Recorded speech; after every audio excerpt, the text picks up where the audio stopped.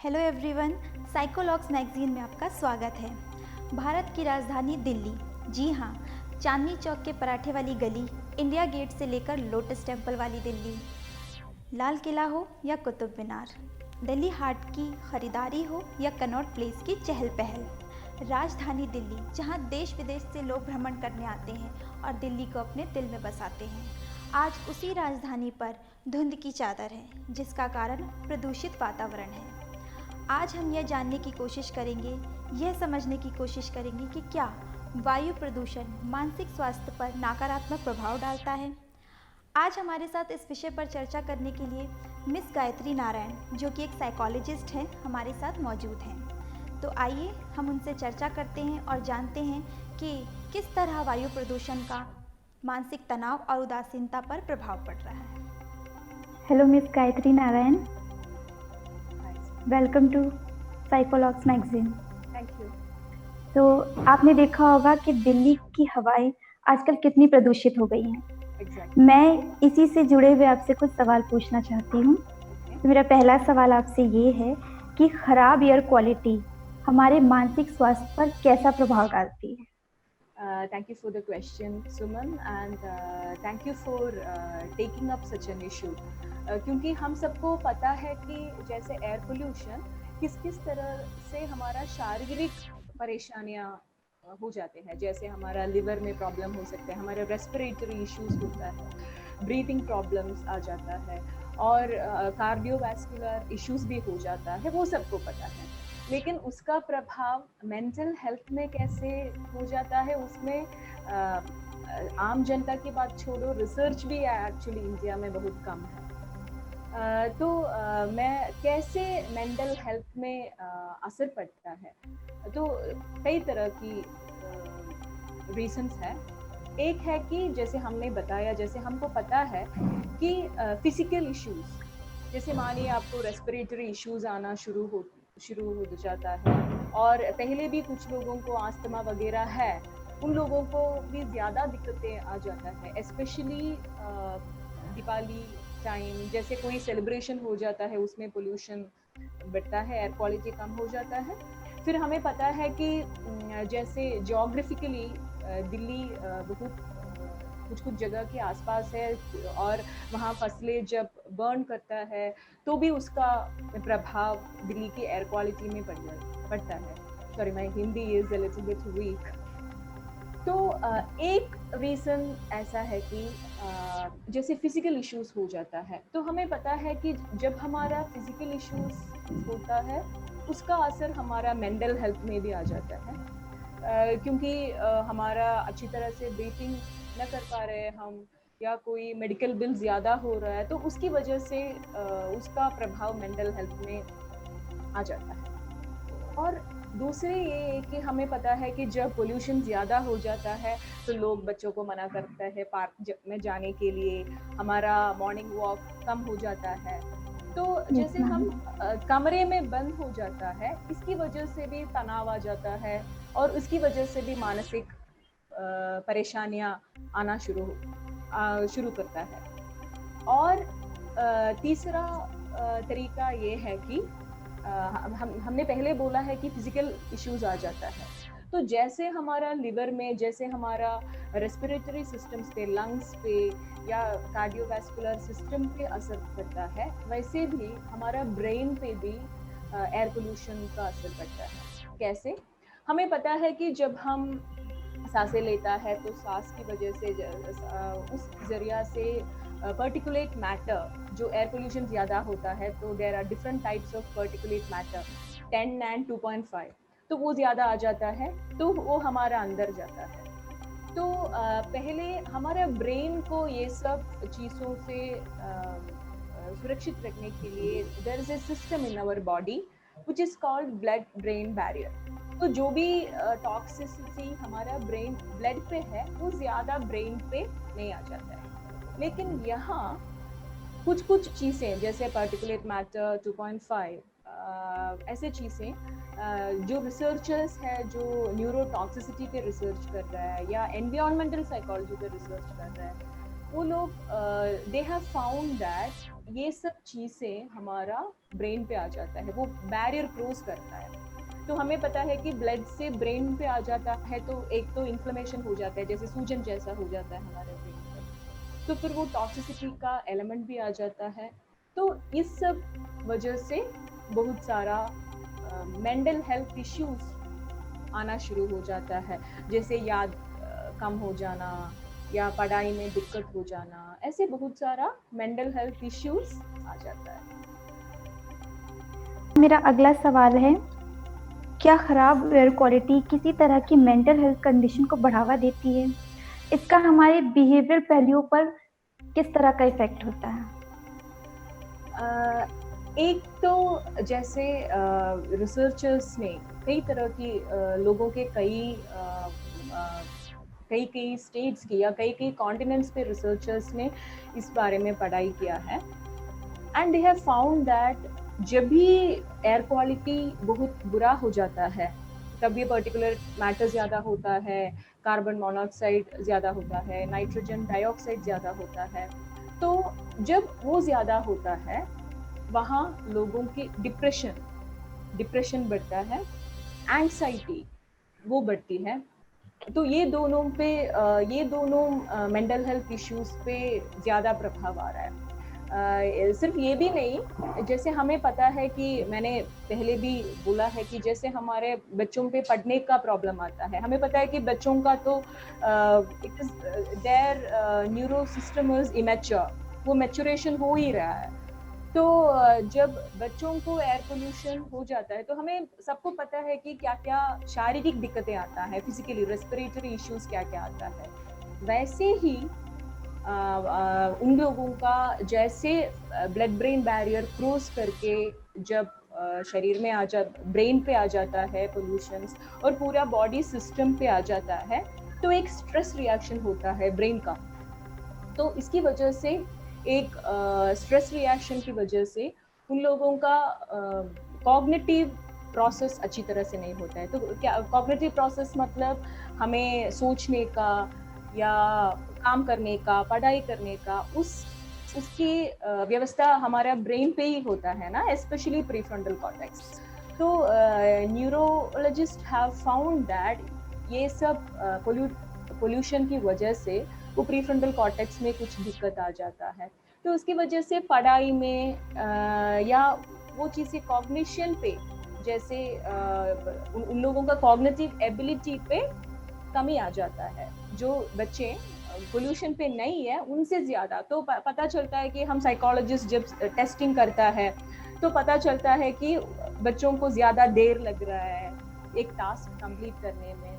ऐसे ही हमें पता है कि बच्चों लोग वर्नरेबल पॉपुलेशन होता है, कुछ भी हो जाए उन लोगों को जल्दी असर पड़ता है। वैसे ही ओल्ड एज में भी जेरियाट्रिक पॉपुलेशन पे भी बहुत असर पड़ता है। तो आम तौर पे ही हमें पता है कि जब हमें एज हो जाता है तो कॉग्निटिव डिक्लाइन हो जाता है, जैसे याद में थोड़ा प्रॉब्लम, याद आने में कुछ कमी होता है। तो वो जब पोल्यूशन पे जो लोग हैं उन लोगों का कॉग्निटिव डिक्लाइन बहुत जल्दी होता है। Okay. So we know that there are a lot of studies going on in different parts of the world, like Barcelona पे, China में, US and Israel.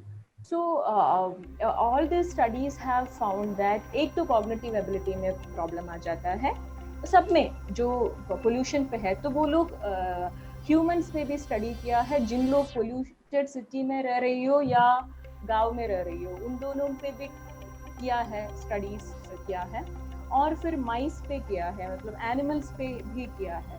तो ये सब स्टडीज का कंक्लूजन यही है कि जैसे जो ब्रेन पे जैसे प्रीफ्रंटल कॉर्टेक्स है या हमारा स्पेशल हमारा नियो कॉर्टेक्स पे जहाँ मेमोरी फॉर्मेशन हो जाता है, या हमारा कॉग्निशन हायर ऑर्डर कॉग्निशन जो होता है, जैसे हम जजमेंट करते हैं, कोई डिसीजन ले लेते हैं, डिसीजन मेकिंग, उस सब जगह पे कोई कुछ प्रॉब्लम आ रहा है।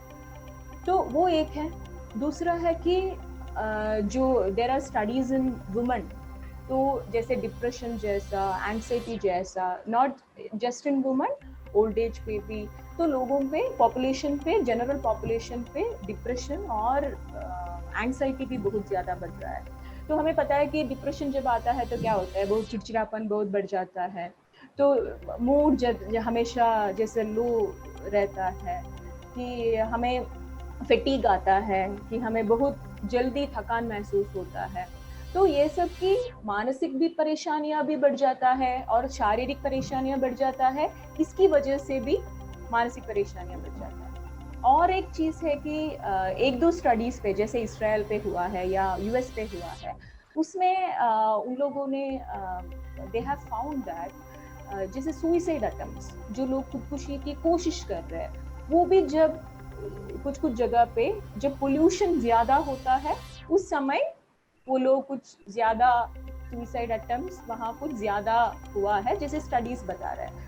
तो ये सब स्टडीज के मुताबिक भी, और हम जैसे हमारा क्लिनिकल प्रैक्टिस पे हम देख रहे हैं, तो ये सब चीजें, everything which physically affects you, कुछ भी चीजें हमें फिजिकली अफेक्ट करता है, उसका प्रभाव सीधा मेंटली आ जाता है। तो जैसे आस्थमा जैसे कुछ लोगों को रेस्पिरेटरी डिस्ट्रेस हो जाता है, कुछ लोगों को वो नहीं होता है, फिर भी हमारा शरीर को पता है कि जैसे बहुत सारा टॉक्सिसिटी है हमारा यहाँ, तो हमें हमारा बॉडी जाने अनजाने डिस्ट्रेस में अनकॉन्शियसली आ जाता है। हमें पता है कि दिवाली के टाइम आने से पहले ही दिल्ली का एयर क्वालिटी के बारे में न्यूज़ आ जाता है, फिर विंटर खत्म होने के टाइम पे भी न्यूज़ क्वालिटी के बारे एयर क्वालिटी के बारे में बहुत सारा न्यूज़ आ जाता है, तो लोग घबरा जाता है, और कुछ लोगों को नहीं पता कि क्या करें, और कुछ लोगों को बहुत टेंशन में आ जाता है, स्ट्रेस बढ़ जाता है न्यूज़ की वजह से भी। तो ये सब हमारा मेंटल हेल्थ में ये सब कंडीशंस है कि हमें अफेक्ट करता है। खराब वातावरण में लोग अपने मानसिक स्वास्थ्य के लिए ऐसा क्या कर सकते हैं जो उन्हें लाभदायक हो? क्या कदम उठाए जा सकते हैं उनके मानसिक स्वास्थ्य के लिए? एक सुमन, एक बड़ी बात है कि कुछ कुछ लोग शिफ्ट कर देता है कि ओके यहाँ एयर पोल्यूशन ज्यादा है तो हम शिफ्ट करता है। हम कुछ न्यूज़ में भी देखा है कि कुछ कुछ लोग सबर्बन एरियाज में जाके रहते हैं, वो तो लेकिन हर किसी लोग नहीं कर सकते।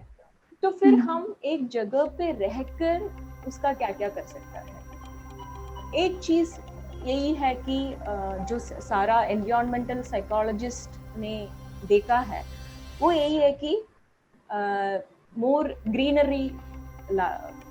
ग्रीनरी लाए जिंदगी पे, जैसे मोर प्लांट्स लाए, जैसे मनी प्लांट्स, सांसवेरा, ये सब चीजें अगर हमारा घर में हो, तो जैसा उसमें से ही बहुत सारा हमारा एयर क्वालिटी में फिजिकली इम्प्रूवमेंट आ जाता है। और दूसरा है कि हमें पता है कि जब हम प्लांट्स पे ज्यादा करता है, प्लांट्स के साथ ज्यादा टाइम बिताता है, तो एक एयर क्वालिटी में डायरेक्टली इफेक्ट आता है, और दूसरा है कि हमारा मन भी अच्छा रहता है। और जैसे मैंने बोला है कि जब हम एक्सरसाइज नहीं करते हैं, बाहर वॉकिंग के लिए नहीं जा पाता है due to poor air quality, हम ये सोचना चाहिए कि हम घर में क्या क्या कर सकता है। तो अगर फिजिकली एक्सरसाइज कर सके तो कर सकता है, जैसे योगा जैसा कुछ एक्सरसाइज जिसमें हमारा एरोबिक पोर्शन ज्यादा ना हो, ताकि हमें ज्यादा फैटिक ना लगे। So there are some exercises like that. और एक बहुत इम्पॉर्टेंट बात है कि ब्रीथिंग एक्सरसाइज करना, जैसे मेडिटेशन जैसे करना, उस सबसे हमारा वो डिस्ट्रेस कम रहता है। And the most importantly the problem with air pollution is, मैं अकेला कुछ नहीं कर सकते, तो फिर मैंने सोचा क्या होगा अगर मैं 300 रुपया का पटाखा जलाऊं तो क्या असर पड़ता है, पहले ही एयर क्वालिटी खराब है, ऐसे 1000 लोग सोचता है तो एयर क्वालिटी ज्यादा कम हो जाता है।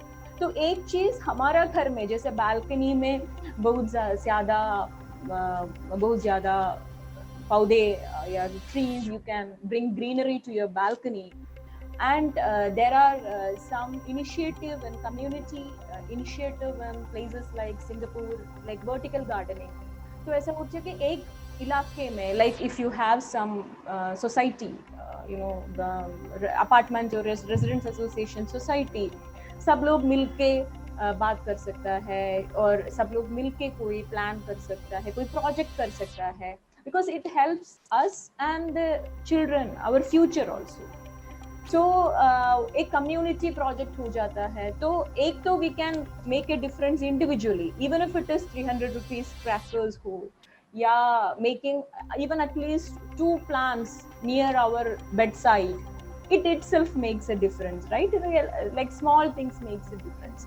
Then if you are more interested, you can work on your community, like if you are living in an apartment, or you can talk to some people, you can start a project, or you can start a vertical gardening, or you can work with some NGOs. So all these factors, you know, bring a sense of control. तो हमें पता है कि जब depression हो जाता है, anxiety हो जाता है, तो क्या पहले क्या होता है, हमें लगता है कि कंट्रोल हमारा हाथ में नहीं है, हम कुछ भी करें कुछ नहीं होता है, कोई बदलाव ही नहीं आता है। तो हम ये सब चीजें करना शुरू करता है, तो हमारा वो सेंस ऑफ कंट्रोल वापस आ जाता है। तो हम ये सोच सकते हैं कि ठीक है, ऐसे एक आदमी सोचता है तो ज्यादा नहीं पड़ता है, लेकिन क्या है अगर एक that you know change occurs, one person you know influence others, like that. Ma'am, हमारे सवालों का जवाब देने के लिए बहुत बहुत शुक्रिया, और हमारे साथ जुड़ने के लिए भी आपको बहुत बहुत thank you. Thank you sir, thanks. जैसा कि हमारे एक्सपर्ट ने आपको बताया कि किस तरह इस प्रदूषित वातावरण में आपको अपने शारीरिक और मानसिक स्वास्थ्य दोनों का ही किस तरह ध्यान रखना है। इस वीडियो को देखने के लिए थैंक यू, और वीडियोस के लिए हमारे चैनल को सब्सक्राइब कीजिए।